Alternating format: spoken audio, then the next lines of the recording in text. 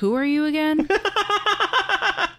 I'm your host, Zach, and I know a lot about Doctor Who. I'm also your host, Cassie, and I don't know anything anymore.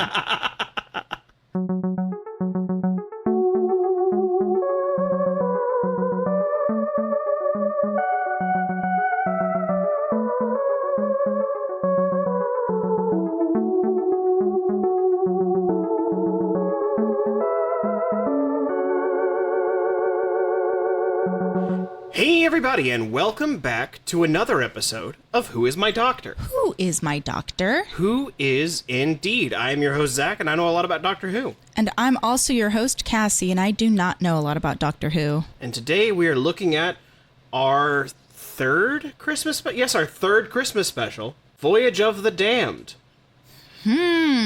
All Christmas specials have been with David Tennant, huh? Yes. Huh. The very first Christmas special was his... You don't need to remind me about that. You don't need to remind me about how he woke up to a good cup of tea. Yes, I was going to say the first Christmas special was his first story. Then the second one was our first trip with Donna Noble.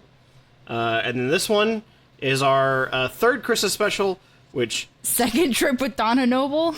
You'll find out, I suppose. But we know for sure that it's a trip on board the Titanic. But before we do the episode proper, I thought it might be kind of fun if we watched... they made a charity special for a charity called Children in Need. And they've actually done one... So, I'm confused about what the charity is. Are they helping, like, homeless dogs, or... I didn't show you the first one because it's kind of awkward, and I felt like the story flows better if you don't get it. Because the first one happens between the parting of the ways and Tennant's first Christmas special. That one sort of gives you a little bit of time of Rose talking to Tennant before Tennant starts freaking out at the beginning of the Christmas invasion. Yeah. I like it much better having Tennant just stumble out of the TARDIS and then pass out for an hour. So there's a part I was like, I didn't really want to show you that one because I felt like it doesn't really add as much to the story. This one also doesn't really add much to the story, but it's really cute and kind of fun. This is your first multi-Doctor story. Oh. It's called Time Crash. And I'm not going to have a Cassie Profassi with this one, but if I was, which other Doctor do you think they bring in for this? Not Eccleston. Okay, not Eccleston. I know that. So that leaves you 1 through... I guess that would really leave you... That leaves you 3 through 8, because 1 and 2 have both died at this point. So... Actually, I think Pertwee might have passed away. I was going to say, that's unfair for me, though, because the only other one I know of is Baker. So, you know Pertwee. Pertwee's... Well, yeah, but if you're saying that Pertwee might be dead... Yeah, Pertwee would definitely... That's unfair for me. Yeah, Pertwee was dead at this point.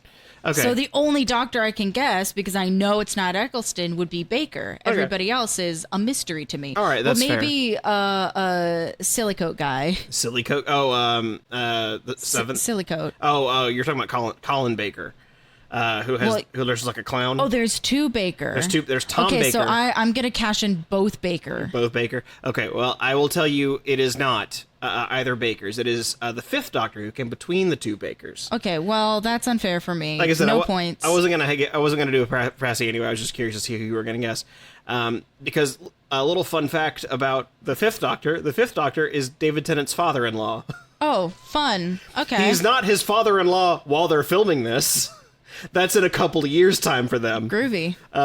Yeah, Peter Davidson was also David Tennant's doctor when David Tennant was a kid. That was the doctor David Tennant grew up with and fell in love with.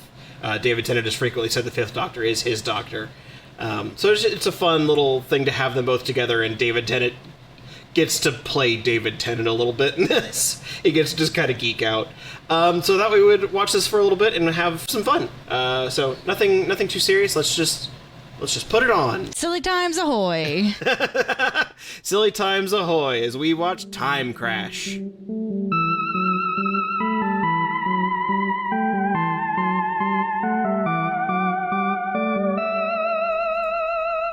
This week's episode of Who Is My Doctor is brought to you by Gratitouille. Now I know what you're thinking.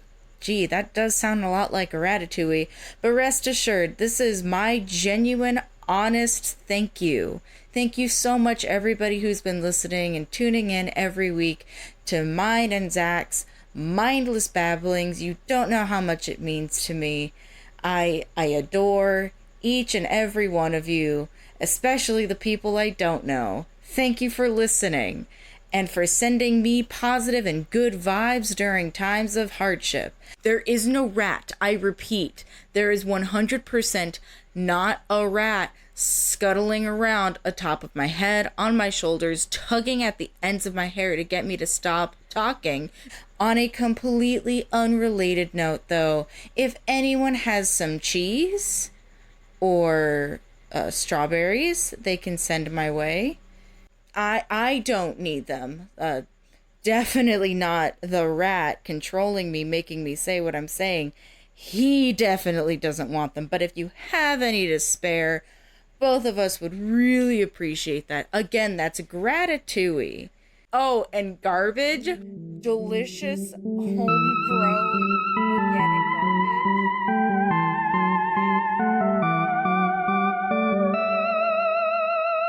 And we are back from Time Crash. Well, that was fun. Yeah, it's kind of cute, isn't it? Especially that part at the end where he just gets to be like, Peter, you're so good. You're such a good doctor. I love you. You as a kid when I watched you growing up, and now I took your shoes and I took your glasses, and you're so cool. And the squeaky thing you do when you shout. I got that from you. There's a few. My love too long ago. Yeah, there was one of my favorite jokes that I only recently picked up on. And by recently, I mean, like, I didn't catch it until the time I was watching it to prepare for this watch-through. At one point, the Fifth Doctor asks if the Master still has that rubbish beard. Mm-hmm. And Tennant goes, no. Well, he has a wife. Yeah. Which is one of those, like, Russell.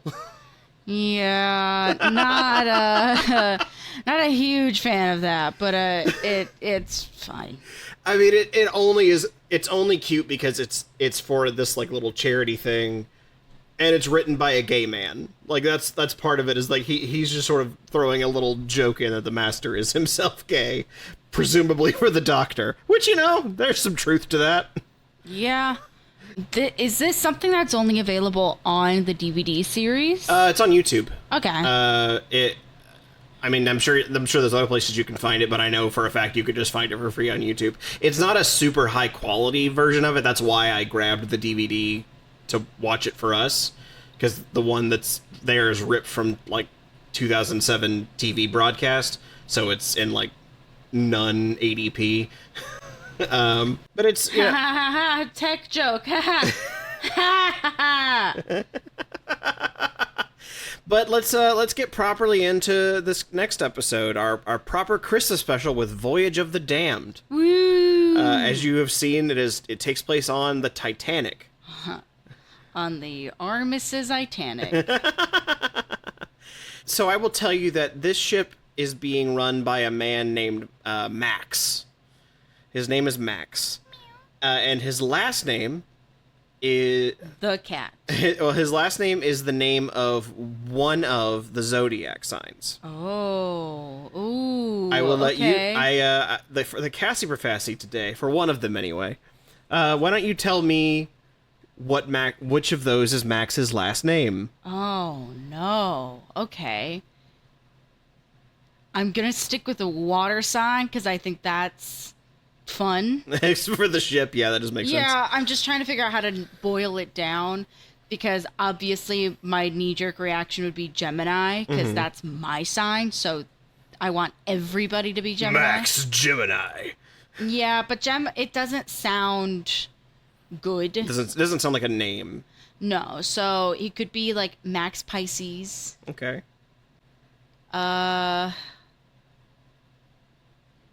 Me forgetting what water signs there are. Hang on. Well, because I know all the zodiac. I don't have my. Do you think it could be me? Do you think it could be Max Taurus? Just sounds like a euphemism for a lot of bullshit. I don't think it's Cancer. Max Cancer. Oh no. Oh no. I'm sorry. You have Max Cancer. That's just what they call terminal cancer now. Is Max Cancer. That's when your like, doctor moonlights as a wrestler. Yeah, but if you only have like, a little bit of melanoma, then it's like, okay, you got min cancer. Or if you're like you're in trouble, but you can be treated, you've got mid cancer. Yeah. Funny cancer jokes. I'm trying to go through the order that I know, and I don't think anybody's gonna really get on my case for getting them wrong. No, I think it's also just fun to hear some of them out loud. Yeah, so we're gonna go in order. So Max, Leo, maybe? But that also doesn't sound like a name. Max Leo. Mm-hmm. Well, Max Leo. Captain Leo. No, you know why that sounds good? Michael Jackson, Captain EO. It is not Leo. Max Scorpio? Ugh, no, that's not right. Max Sagittarius? That's kind of fun. I think you skipped Max Virgo. Max Virgo. See, because now Max Capricorn. It could be Max Capricorn. It could be Max Capricorn. That's kind of up there right now. Mm-hmm. Capricorn sounds cool, because I am also a little bit biased. I had a teacher in high school whose last name was Capra. Oh, okay. So, as a nickname, Capricorn is up there. I already said Sagittarius. You did Sagittarius. Aquarius. Max Aquarius. Ooh. Max Aquarius is also good. Mm-hmm. Did I? No, I'm missing one. Max Libra, I think is the one you're missing. Libra? Max Libra and Max Aries, I think, are the two that you didn't say. Yeah, so I'm hovering now around Capricorn or Aquarius. Okay. And you seem to react positively to Capricorn, so I'm going to go with Capricorn. All right, Max Capricorn. And it just sounds... Yeah. Max Aquarius. Max Capricorn. Secret agent, private eye, chef, Esquire. Max Capricorn, attorney at law. So many jobs that Max Capricorn has. Dr. Max Capricorn. Esquire. Whoop. PhD. All right, and then for one that maybe can get a little more of your creative juices flowing here. So you already know that the Doctor will be on the Titanic for this episode. I am aware. How can the Doctor be on the Titanic without causing time issues? I mean, my running theory right now is that the TARDIS is the iceberg, which is why nobody saw it. It's just because it's big and blue. Yeah, and it's nighttime. You see a floating police call box in the ocean. So you think this story takes place while the ship is actively, like, sinking? Hot take. I don't know. It's not when you say it like that. It feels a little less likely. Okay. As somebody who hyperfixated on the Titanic so much in high school, you'd think I'd know more. But my info of the Titanic in more recent history has everything to do with OceanGate. I think a lot of people feel that way. There's a lot of people who are just thinking about OceanGate, or the people, there are now other rich people being like, well, that was just them. They just did a bad job. We can go down now. Oh, no. As if trying to dare the Titanic to take more rich people's lives. Like, literally, just let it be James Cameron's thing to sink to the bottom of the ocean to look at a rapidly decaying ship. That's his job. That's his thing. Mm-hmm. My favorite thing to happen in more recent history is the discovery of they're still finding things down in the Titanic wreckage. Mm-hmm. One of them is a piece of jewelry that everybody was speculating has a megalodon tooth. But also what people forget is the fact that because it's several leagues under the ocean, light and color do not deflect the same way that deep underground, mm-hmm. under the water as it would above the surface. So something might look a certain color and might look a certain size because of the fact that it is so far underwater, and both your camera and the light that's reaching that object are not behaving the same way that they would above the water. So everybody's like, megalodon tooth jewelry, who would have this? And it's like, that could also just be like a regular ass fossil. Yeah. And that's been made into a necklace because of course there's gold and stuff around to, confirm that, yes, it is a necklace. I just really love people freaking out about A piece of jewelry that sunk There was just like 100 years ago. Just a shark on the Titanic pretending to be a person. Mm-hmm. Are you going to finish that husband of yours? How? Would you like to support my small business? I make jewelry out of my own teeth. Yes, is your Bloody Mary made with actual blood? And actual Mary? Boy, oh boy, do I love me an actual Bloody Mary. Okay, if you don't like this, I do have I don't like this question. Okay, I've got a backup for Fassy then. If it's not really like get any creative juices flowing, because I was curious to see how you were going to spin a yarn there. But no, you've only made me confused. All right, well we'll see what happens then. So instead, I will ask you a much more simple Fassy question that you inspired with the first. What is the doctor's favorite color? All right, so you actually inspired this Fassy in your first part here when you had theorized that this episode is the second adventure with Donna Noble. Mm-hmm. So now that you've theorized that, I will let you, as the Cassie I don't want to say Profatty. That doesn't sound good. The prophet of the seer of the Cassie Fassy. Why are you calling me fat? No. The seer of the calling my ideas fat? the cashier of the Cassie Fassy. The Cass soothsayer. The Cass soothsayer. Is this the second adventure with Donna Noble or not? No. No? Well, I don't know, because I do like wee woo a little bit of a spoilie. I do know that there is an episode with the Doctor and Donna talking to each other through portholes. Mm-hmm. And my gut was like, oh, this has to be this episode, because why would they do 2 episodes with Donna and David Tennant on a ship?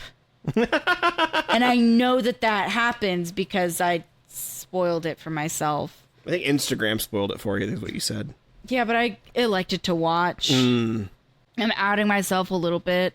That's all right. I mean, you don't really know. You don't know more of the context. I don't of that know scene. the context. I just know that somebody was like, "Oh my god, this is my favorite Doctor bit," and I went, "Hey, Doctor! Hey, oh no, it's spoilers!" But the spoilers are not helping me in any capacity. So, yes and no, they are helping me, because I do know, like, all right, great. There has to be an episode with David Tennant, Doctor, and Donna on a ship of some capacity. Beyond that, it is no help. So I can assume and I can make that guess that this is that ship. Okay, so you're going to say, yes, this is the second journey with Donna Noble. I think so. I don't have any reason why not to believe that. Alrighty. So the Cassie Fassy today for the Voyage of the Damned is but that... I'm also trying to figure out how she would have gotten there, other than that her interactions with the Doctor before were like unusual and strange. Mm-hmm. This does bring us back to our abandoned Fassy of how would Donna get onto the Titanic? Unless she had like some kind of relation. Unless she herself is a time traveler, which doesn't seem likely. Son of a bitch. Okay. It's a simple yes, no. No, yes. Maybe. Naruto. This is Cassie trying so hard to get the hamster back on the wheel in her brain. It's got 3 legs on there, and the 4th one is just like really struggling to get back up on that wheel. Bold of you to assume that there are 3 legs on the wheel. There's 1. It's like those videos of the lazy cats that are on the treadmill and they just got the 1 paw going. That's me right now. All right, so I'm gonna have to make you make an answer. Yes, yes or Donna is in this. Okay. How? Don't ask. Okay. Well, all right then. So, the Cassie Fassy today. One of the villains of the piece is a man named Max Capricorn, and that this story features Donna Noble's return. And we will find out together as we watch this Christmas and July special, Voyage of the Damned. Woo!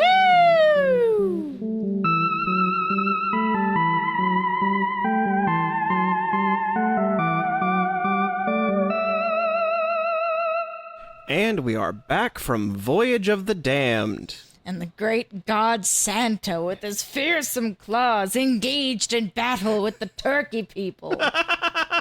And his wife, Mary. And I missed that part. Yeah. I was distracted by with his fearsome claws. Yeah, and that only the people who are good and bad do battle, and the ones who are judged bad don't survive. And they feast on the turkey on Christmas morning. And all the peoples of the world are at war with Ham-Erica. And the Doctor says, "Well, not yet." Yeah, it's It follows in the same Christmas logic as the likes of like Nightmare Before Christmas. Yeah, there's a part of it that's like, I feel like if you've just gotten a whole slew of those, like if you would watch this on Christmas, there's a part of it where it's like, not this again. But when you're just kind of getting it in the middle of July like we are, there's something very charming about someone who just doesn't understand anything about Earth. Well, it's also I love it's like a little mental, like a mind game.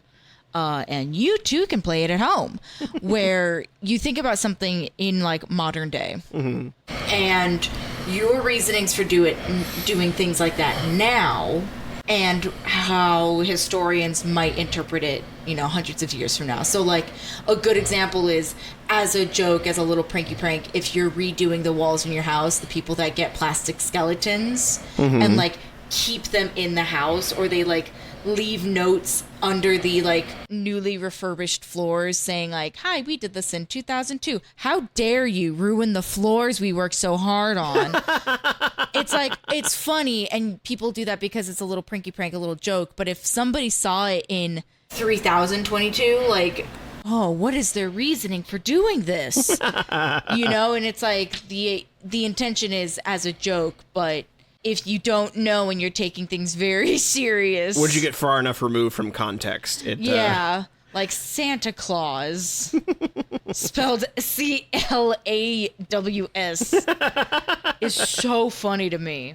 Every time it's funny. So I will say you got one of your 2 Profassi points today. I'm really glad, because I had a 1 in 12 chance of getting that correct. Yes, you did get Max Capricorn. That one is correct. Unfortunately, Donna Noble does not make an appearance in this episode. Well, in all fairness, this wasn't a seafaring ship. No, it was not. So that was kind of what I was trying to get at with that middle Profassi, where I was trying to see if you could just, even if you would just say there is another Titanic, I would have accepted it. I wondered why it was odd that they weren't calling it the RMS Titanic, and now I understand why. Yeah, because it's not. It is just a Titanic. That, and it would also be a little insensitive to... Yes, especially because there are people that were on the Titanic that are alive right now. Yeah. Like maybe when they've all passed and it's been a few years. Even still, that's like if we were making comedy movies about people in concentration camps. Like, that's not... I suppose that, because I was going to say there are some comedy movies set in World War II. Well, yeah, but it's the specificity of incredible tragedy attached to levity. Yes. That is not... Typically when you read, especially like in that context, if you're reading stories about people that found the loves of their lives in concentration camps, like that's levity, but it's also because they fought to survive. I'm thinking specifically about The Tattooist of Auschwitz, which is a very good book, and apparently also a series on Peacock. Go figure. Interesting. Anyways. So I think this episode is a very good like microcosm of what Russell T Davies' whole deal is when he writes Doctor Who. Oh my God. There's a lot of like high emotion, a lot of like a very operatic feel to it. Very stupid things as well. Yeah, but it's also partnered with things that are very stupid. Good gravy. You get Banacavalata. Yeah, Banacavalata. Do we just want to hover at where there is? Hey, Zach, there's a small red man in the room. I think we need to address him first. Yes, Banacavalata, the cyborg that will only refer to himself by his full name. Because he's not just a cyborg. No. There's a lot going on with Banacavalata, where he is a little person, but he's not just a little person. He is painted red and covered in fleshy nails.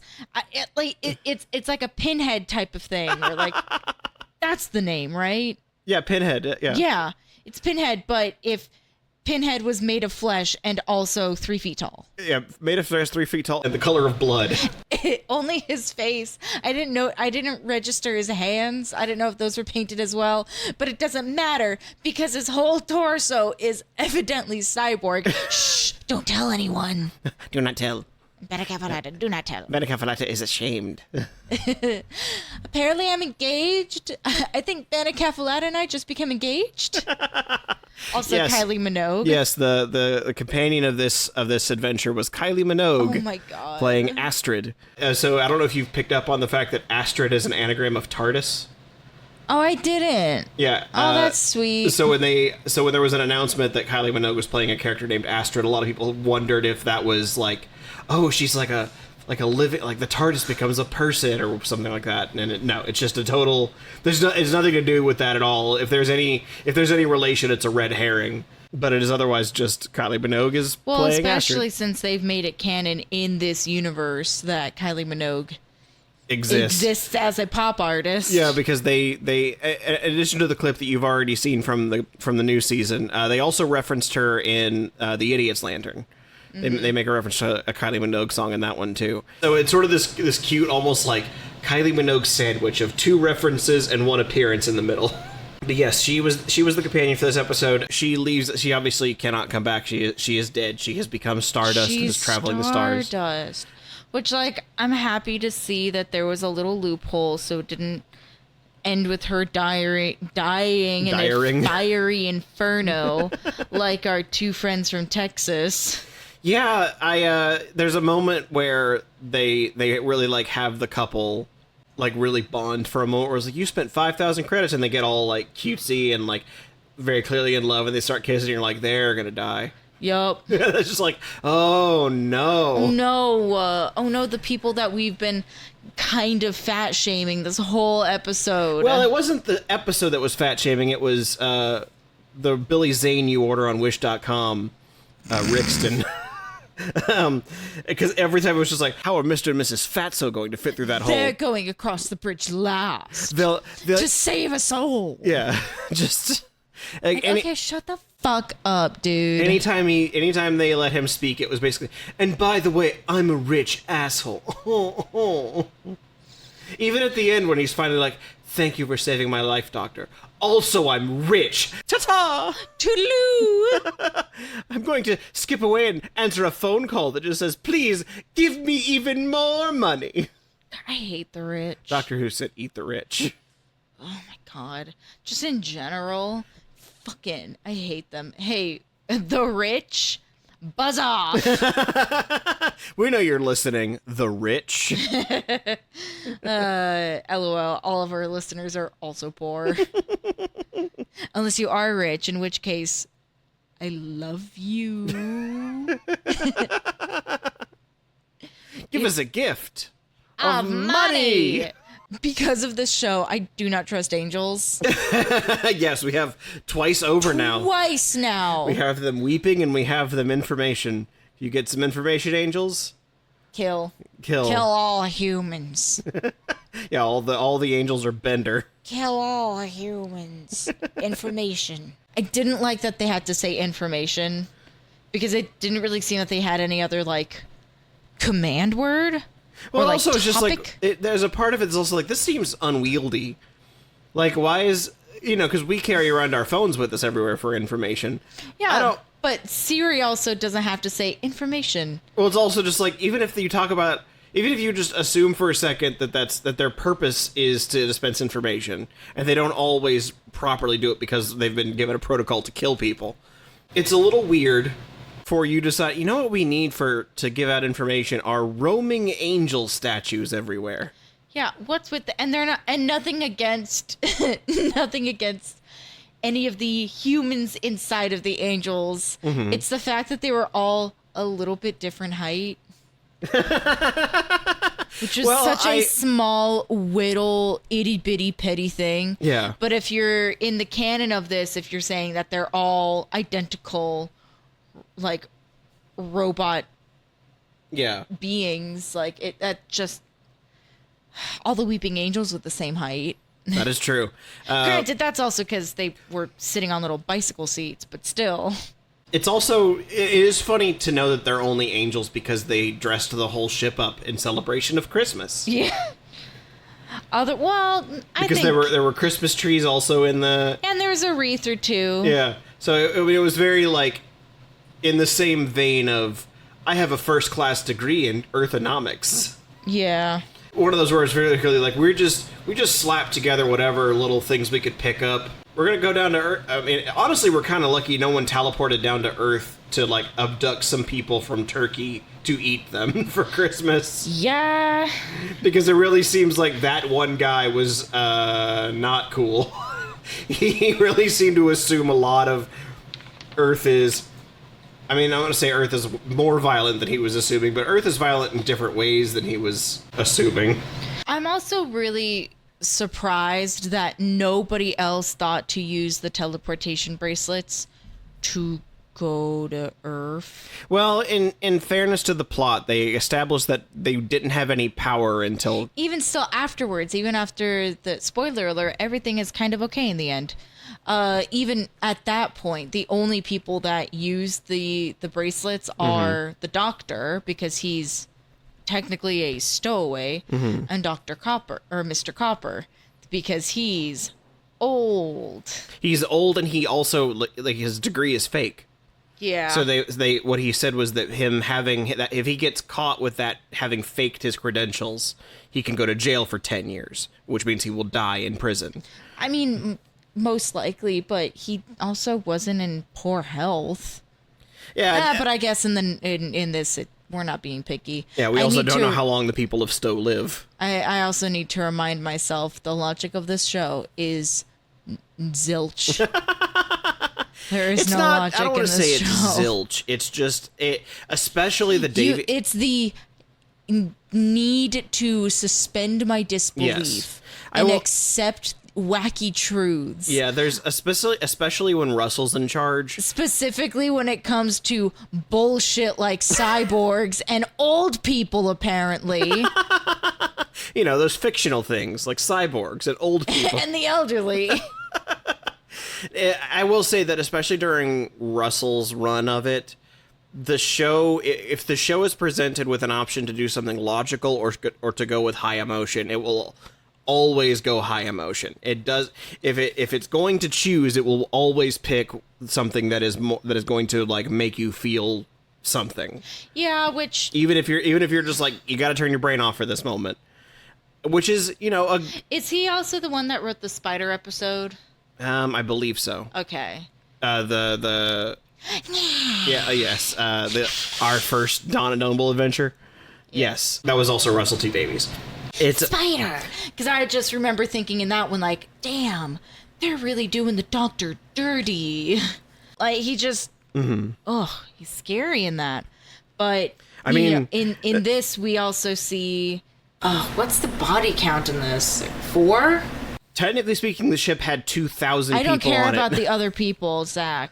I mean, of the named characters we have, of that little crew, there were 4, including Astrid. Because there were the techs. I guess the captain as well. Yeah, but the captain didn't really get I guess he did, but the captain wasn't part of, like, the crew of good guys. Yes and no, because like, it was his fault, but he was doing what he was doing for money for his family. Because I've only got 6 months to live, and so I'm going to... It's the stupid emotional angle of, you're going to crash the ship to make sure that your family has money. Dumb, but okay. I wonder if that family still gets money with Max having died in the engine. Wait, pause, though. Just quick pause.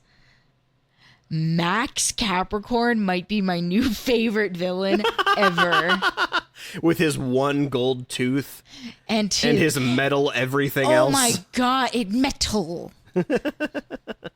I hear Doctor. I hear the ladies there love metal. No, he specifically breaks certain words into 2, like metal. And it's the way that they have the actor sitting in his little box. Mm-hmm. Very cool makeup to make it look like he's just a floating head. Mm-hmm. Love that effect. But he also then suffers from Grim Grin and Ghost syndrome, which is what I call it. What does that mean? So you're familiar with how they did the singing busts in the Haunted Mansion, correct? Yes. For those of you at home who may or may not know, basically each and every actor had to sit with their head like on a stand, and they could not move because busts' heads don't move. It's just their faces. So their faces are extraordinarily animated. So that way it could translate positively onto, be projected onto another three-dimensional thing to make it look alive. But the busts themselves are not moving. It's just their face. So Max Capricorn has Grim Grinning Ghost Syndrome because his acting is limited. I mean, he has the exception of he can move his whole head, but his acting is limited to only his face and his head. Yeah. So there are times where he's emphasizing things by looking directly over it with his foggy one eye and gold tooth. You see, Doctor, I had to become a cyborg after the stomach incident I had from chewing all the scenery. Oh my god, it's so good. I know that. I think that's why I like the face of Bo so much as well. I just love face acting, and it's no surprise. That's how I act. It's also you seem to really gravitate towards when it's a really solid practical effect like that.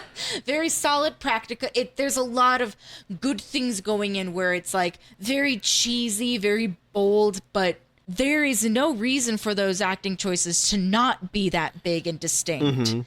There is no reason you would say, hey, I have this acting opportunity for you to be on, very popular BBC network television show, Doctor Who. The catch is you won't be able to use any of your body parts acting. You just get to cheese it up as eccentric billionaire Max Capricorn. You in? Absolutely, you'd go full Hamerica for that. Yeah, it's so silly, and I also appreciate just the comparison of Banacafalata having the he's a cyborg, meaning that his chest piece has been turned into just him wearing a bulletproof vest. Yeah, but then you've got Max who's in like a full little RV car. He's in like his personal tank. He's a floating head. Like he genuinely has like presidential Futurama vibes. Yeah, he's a head sitting in a fish tank, and that fish tank is on top of a big tank. And for some reason, those are both the same thing. Banacafalata's like chest piece and this fucking tank are the same thing. A big tank, but also still compact enough to be downed by a forklift. And I like how they set up him saying, my name is Max a lot, just so they could be like, and I knew it was you because my name is Max. And I'm like, God, the cheese. With his dumb little, like... Let me go get a tortilla so I can make a quesadilla with this cheese. I loved it. I loved it, Doctor. You had mentioned in the last Christmas special the Doctor had been quite scary. Yeah. In this one, they give him a similar level of intensity. But it's not dramatic, scary times. It's like, I'm the Doctor. I am here to monologue to you about how important I am. I'm going to save all of your lives, and you're going to clap for me at the end of it. Any questions? I mean, Time Lord, which then... I'm 903 years old. Which then sweet, sweet Astrid goes, you're the Time King from Ganymede. Like, good for you, Queen. You remembered, like, 65% of that, which is still a passing grade. You remembered the word time and that he's a ruler of it somehow. It's not just the intensity of that monologue, though. It's also later when he's like, well, you see, the angels, their leadership has died, so that went on to the next person in charge, and that's me. Which, first of all, why? Why is that you? But secondly... the first thing he uses it for is to hold his arms out and for the angels to lift him into the sky. To lock arms with him and then fly. I'm the Doctor. I'll be playing the role of Jesus this evening in our nativity play. Full-grown Jesus. Immediately go from infant to man. Where? I am baby Jesus. I mean... If you ask certain religious people, that is... David Tennant playing the baby Jesus. I mean, in a lot of those types of nativities, the thing of it is like, and the baby Jesus, the infant Jesus did not cry. Mm-hmm. Well, yeah, because you still... I would never cry. I'm the Doctor. Still in shock. I only cry when my girlfriend Rose is trapped in another dimension. Or when I find a new girlfriend that's like Rose, but more like 50s housewife sort of aesthetic. Immediately fall in love with her, and then she sacrifices herself on a forklift. God, and then I can bring her back, but only kind of. There's a bit from Mystery Science Theater that I think of every time I watch that, which is just the three guys start singing. This is the chase, Rocky and Ken. He tried to kill me with a forklift. Olé! And I'm like, why is that so specific a thing for it to happen more than once? If I had a nickel for every time that this has happened, I'd have 2 nickels, which isn't a lot. Weird how that it's happened twice. I just keep on thinking about how, because I love the theme of the Doctor having a female companion. I think that's nice, if for no other reason than balance. It's a big deal for me. Loved Rose. Martha started very strong, but just... her only character trait after a while was, the Doctor doesn't love me back. I was really, really rooting for the idea of Kylie Minogue to be the Doctor's companion. And then it hit me that we have not seen the Doctor with a very old companion. I know it's not going to happen, but I really wanted there to be a Doctor and Mr. Copper. So let's actually talk about that for a minute, because there's a fun little coincidence here. The guy selling newspapers is an actor by the name of Bernard Cribbins. That was meant to be just a little cameo, because he was an actor that he played a character in the classic series as well. However, because an actor that was supposed to appear in Series 4, unfortunately, was dealing with cancer, Bernard Cribbins ended up taking his role. And I needed to let you know he is a recurring character this series. And by the end of it, he might be your favorite character. A recurring character that might become my favorite character. Yeah, so the guy selling newspapers, the guy who was like... His name is Bernard Cribbins, or that's the actor's name? That's the actor's name. Okay. His name originally in this series, in this episode, is supposed to be Stan. But Rusty Davies was like, well, if he's going to be a recurring character, I can't give him the name Stan. What kind of dumb name is Stan? So instead, his name is Wilfred Mott. Like the applesauce? Like the applesauce, yes. They have not said it yet. They will say it the next time you see him. Okay. But he is a delightful old man. I love that. Yeah. So he's not quite a companion in the sense that he doesn't fly in the TARDIS. But he will come up a couple of times, and I think he is many people's favorite character, despite only really existing for this season. So I'm curious how you'll line up with him. Okay. So we'll see how that goes. That feels like a little bit of a spoiler, but it's also just kind of a fun little detail about this episode. All right. Yeah. Also, if you had told me that we would see corgis. Yes, the Queen's corgis. The Queen's corgis. Because they have to evacuate the Queen out of Buckingham Palace. I recognize the corgis are very important to the Queen. Never in a million years would have thought, oh yeah, we'll see corgis at least once in Doctor Who. Yes, so those are sort of a little nod to the idea. I obviously don't know how true or untrue this is. They never confirmed it, but there's always been this rumor that Queen Elizabeth really liked Doctor Who, which is kind of amusing to picture, like the prim and proper Queen Elizabeth going, "I like that doctor fellow."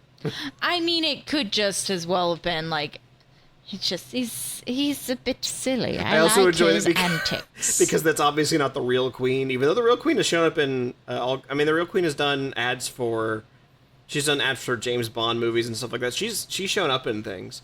But it's funny that because it's not, they just shoot her from the back at all times. With her hair in curlers. And one of the royal guards carrying a dog. Yeah, there's another corgi who's like just trotting along on his own little feet. But they're trying to stop the ship Titanic from crashing into Buckingham Palace. And they're like, you gotta get the Queen out of there. And I'm like, man, they're lucky this wasn't Eccleston. If Eccleston was there, he would have been like, make sure the Queen is there so I can end her. I just have been thinking about other unlikely animal friends for the Doctor. Unlikely animal friends. Old man is one. Old man. The zoo attraction old man. You know what I mean. It's unlikely human friends. Doesn't sound as silly. Unlikely companions. We'll tell you that one of his companions at one point was a cave woman. That's fun. One of his companions for a while was another Time Lord. Her name was Romana. See, I'm thinking more along the lines of, like, I would really love to see the Doctor with, like an African gray parrot. Like, something that is genuinely... Or, like, a crow, a raven. I would love to see the Doctor with, like, an Asian auntie. I think that would be very fun. I am remembering that, I think I told you that at one point Tom Baker really got onto his... hopped on his own bullshit a little too hard, and thought that he was the be-all, end-all of the show. And so there was one story that has no companion because he wanted to prove that he didn't need one. But someone said that pointed out the very obvious problem of, hey, the Doctor needs a companion so the Doctor has someone to talk to. So Tom Baker's pitch was a talking cabbage. Whoa. I wanted to make sure I got the vegetable right, so I had to double check that. But yeah, he wanted a talking cabbage. Tom Baker Doctor at Sesame Street? Wait, no, pause. No other companion. There has to be Doctor and Muppets. Specifically with the Robert De Niro cabbage from that Elmo sketch. Yes. Hey, look at me. I'm a cabbage. Good source of riboflavin. I know we've had this ongoing we have an ongoing conversation in our house of what movie would you replace everybody with except for one human? Or everybody with Muppets except for one human. I think this might be a case where the Doctor has to be... Cassie, I think we've already landed there because your favorite companion is K9. Well, yes. I'm talking, though, could you imagine having Pepe King Prawn being a companion? Hey, Doctor, all right. Can we maybe stay a little bit and talk to some of the nice ladies of this nice Italian district we found ourselves in, all right? Or who else? We could have Dr. Teeth. Seems we've landed in Sweden. Bork, bork, bork. Gee, that would be so funny. Wait, Honeydew and Beaker as companions for the Doctor? So, there's a sketch I may have to show you off podcast that I think it may have also been done for charity, which is David Tennant Doctor shows up to help pigs in space from the Muppet Show. Oh, but I'm really distracted now by the Doctor with Honeydew and Beaker. I'm distracted now. Somebody make this a reality for me, please. Maybe I could show that for you and make it a reality for you here in a little bit. Well, that was The Voyage of the Damned. It was definitely more than a little silly. But, you know, I mean, any of the moments that are genuinely sweet and sincere are then followed by absolute buffoonery. Followed by, and you've got £1 million. You've got 50 like million pounds. No, Because he said he was trying to translate that into space money.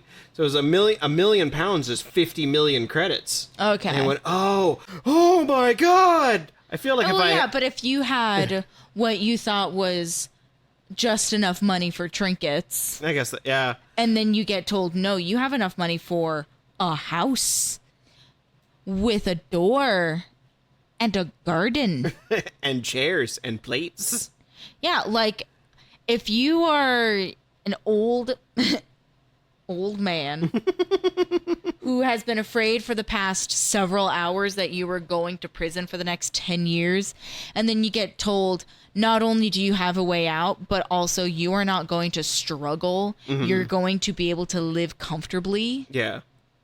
Hell yeah. That would be awesome. And I won't forget her. Heck of a retirement plan, that planet Earth. Oh, yeah. And also her saying, we have an old tradition. I do wonder how... Jumping way the hell back to Kylie Minogue, Astrid. Mm-hmm. Yeah, we have an old tradition and it's making out with people. We have an old tradition and Stowe runs over to get on a box so she's head height with David Tennant. And then pulls him in. We have a tradition on my planet. It's called Frenching. You have a France in your on your planet? I read. It's very fun. It's very dumb. Like, there's parts of it that are so dumb.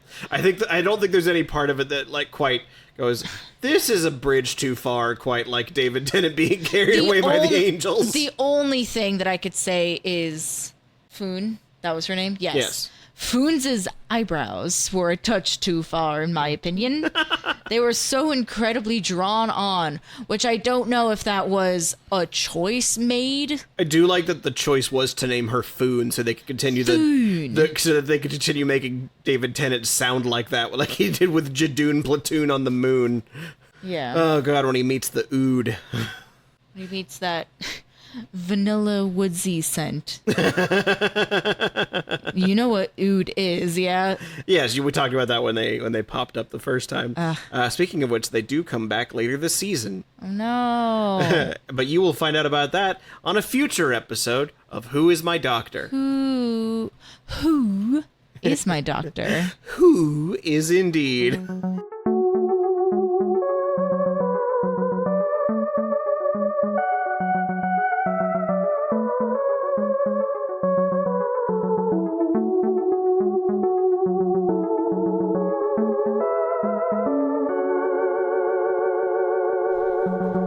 You there, podcast listener, what day is it?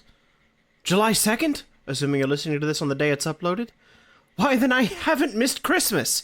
Or, like, a lot of holidays for that matter. I can do all the best things to celebrate, such as subscribing to Who Is My Doctor wherever you get your podcasts, or leaving a like or 5 stars to help the algorithm lead the podcast to other Whovians. And of course, I must follow this podcast on Twitter, Blue Sky, Threads, and Instagram at WimDpod. That's WIMDPOD. But of course, the most important holiday of all is Tuesday, because with Who Is My Doctor, every Tuesday is now Who's Day. Next week is Partners in Crime. We'll see you then.